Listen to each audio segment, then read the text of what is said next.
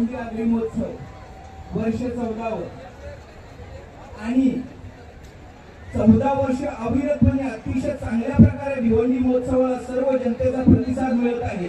आणि अशा परिस्थितीत त्याला चार चांद लावण्यासाठी महाराष्ट्राचे उपमुख्यमंत्री आणि माजी मुख्यमंत्री एकनाथजी शिंदे साहेब, तसेच केंद्रीय माजी राज्यमंत्री कपिल पाटील साहेब, प्रकाश पाटील साहेब, आमदार शांताराम मोरे साहेब, सर्व उपस्थित मान्यवर यांनी सर्वांनी हजेरी लावली। त्यामुळे खरोखरच हा भिवंडी आगरी महोत्सव हा एक यशस्वी महोत्सव म्हणून नावारूपाला आलेला आहे।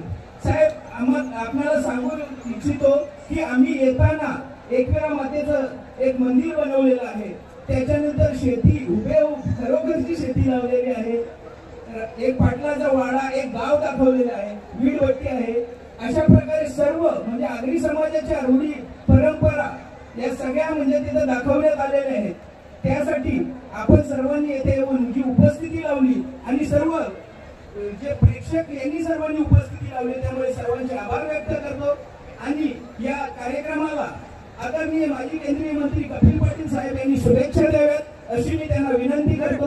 जय हिंद, जय महाराष्ट्र, जय आगरी।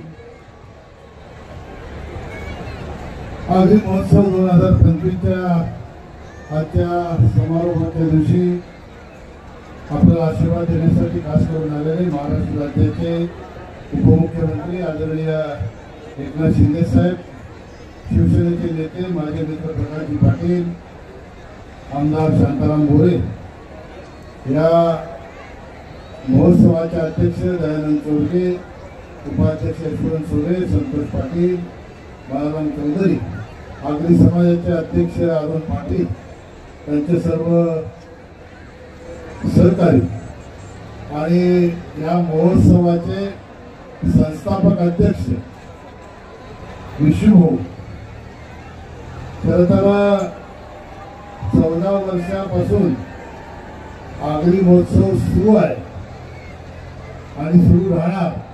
पण आता संस्थापक अध्यक्ष याचं नाव विशू, पण सगळ्या समाजाला अशा प्रकारच्या शुभेच्छा दिल्या पाहिजे। विश यू आगरी महोत्सव।